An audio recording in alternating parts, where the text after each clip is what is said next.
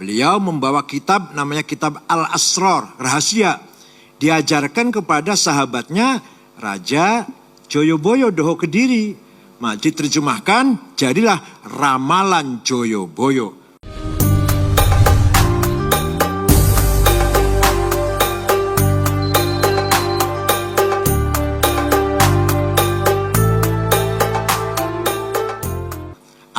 Nama aslinya Nisabur An-Nisaburi, Syahri Asiddin An-Nisaburi. Datang kemari berkenalan dengan Ratu Sima, ratu yang terkenal adil dari kerajaan Kalingga, di mana di Jepara. Beliau membawa kitab namanya kitab Al-Asrar, rahasia.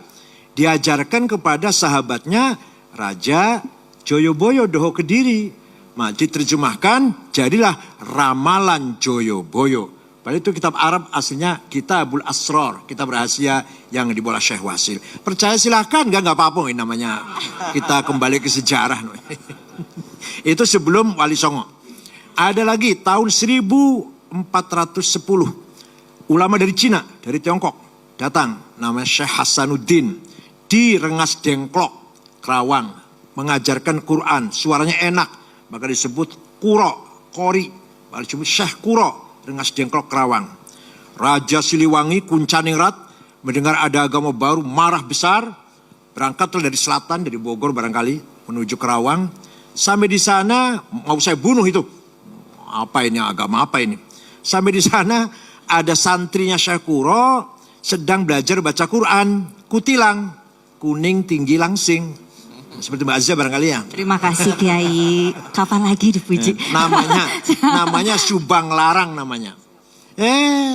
Raja Siliwangi jangankan mau membunuh, malah klepek-klepek. Jatuh cinta langsung. Mas, ya silahkan kalau kamu ingin mengawin murid saya, tapi syaratnya masuk Islam. Udah masuk Islam. Ada mas kawinnya, apa? Tasbih. Di mana? Sudah saya cari tasbih. Gak ada di sini, adanya di Mekah. Saya terbang ke sana. Nih dongengnya begitu dongengnya. Nah dia mau terbang, hong. Biasanya terbang kalau hong itu biasanya. Macet. Sekali lagi, hong. Gak terbang. Sekali lagi, hong. Macet juga. Nah kata Syekh Quro, kalau mau terbang, baca Bismillahirrahmanirrahim. Hong, hongnya dibaca loh. Bismillah dibaca, hong dibaca. Ringkas cerita, dia terbang datang bawa tasbih. Terjadi pernikahan antara Raja Siliwangi dengan Subang Larang. Nanti punya anak, ini konon katanya Islamnya kurang serius si raja ini. Atau bahkan ada yang mengatakan murtad.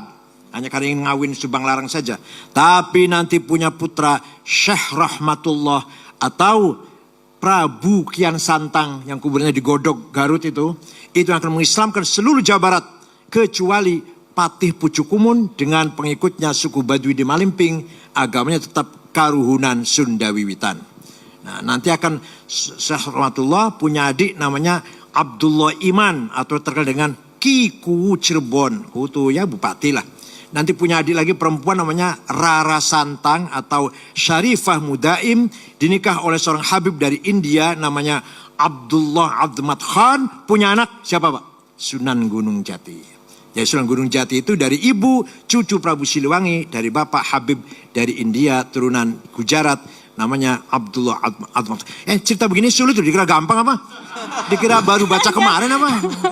Itu kok bisa tahu semua ya Bu ya, hebat ya, luar biasa ya ilmunya. Subhanallah. Nah, datang Islam kemari, mohon maaf, ini bukan saya merendahkan agama lain. Agama Hindu kan berkasta-kasta. Brahma, Satria, Sudra, Veria, Waisa. Nah, masalah agama hanya Brahma, yang lain gak usah tahu lah. Orang kecil gak usah tahu. Ini ikut aja. Tidak boleh baca kitab suci. Waisa, Varia ini, Sudra ini. Agama Islam datang. Semua orang Islam harus bisa baca Quran. Walaupun minimal Al-Fatihah harus bisa. Jadi mereka kaget. Seumur-umur baru boleh baca kitab suci kalamnya Tuhan. Kalau masuk Islam. Kalau nggak masuk Islam sampai kiamat kurang 2 hari. Nggak mungkin baca kitab suci Tuhan. Itu yang menarik. Kemudian bahasa Jawa, mohon maaf bahasa Jawa. Jawa Pak? Saya Jawa. Ini. Saya Sumatera Pak. Beda dikit. Bahasa Jawa ada ingsun, aku. Itu ingsun gak boleh orang kecil Sudra, Varia, Waisa mengatakan ingsun, menggunakan ingsun. Itu raja itu ingsun.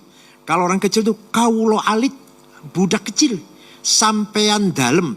Debu yang ada di kakimu. Saya ini debu yang ada di kakimu. Kalau salaman gak boleh tangan. Dengkul yang dicium. Sampai sekarang masih. Hamkubono itu kalau rakyat salaman dengkul yang salamannya bukan tangan. Sampai sekarang.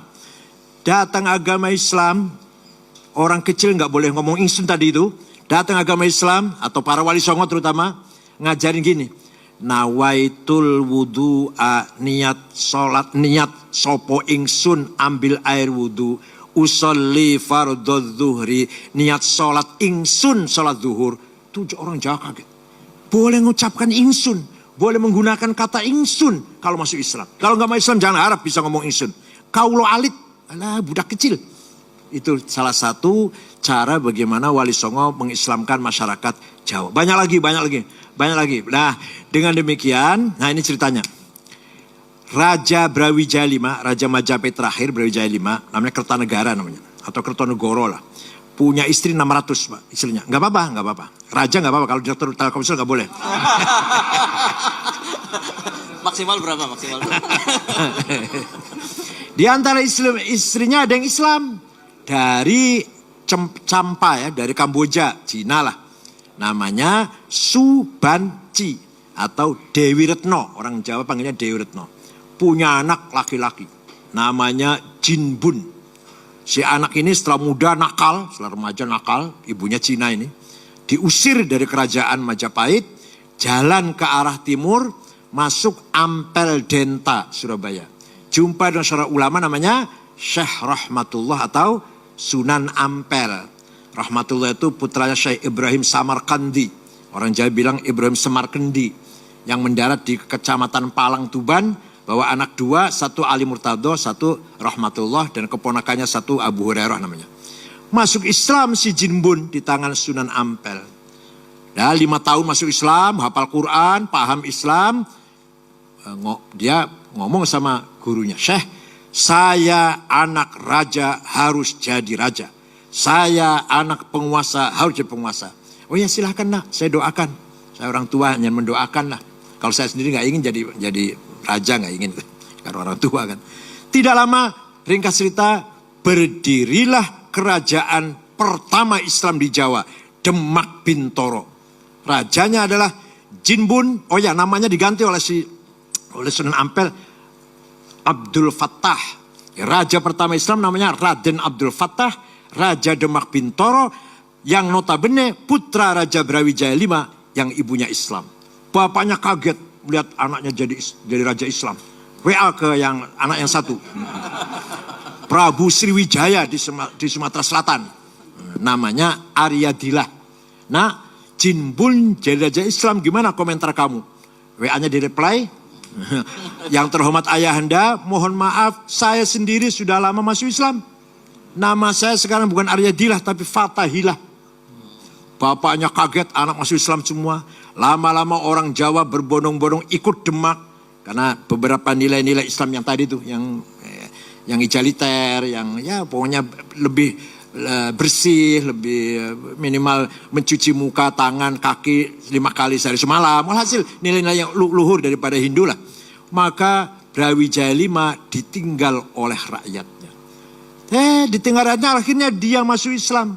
Dengan masuk Islamnya Brawijaya V, selesailah riwayat Imperium Majapahit. Yang dulu gagah perkasa ketika Hayam Wuruk Gajah Mada. Sampai ke Sri Lanka, sampai ke Filipina Selatan. Semua Majapahit hilang, bubar, tanpa diperangi, tanpa ada konflik senjata. Orang Jawa mengatakan, sirno ilang kertaneng bumi. Ini orang Sumatera gak paham.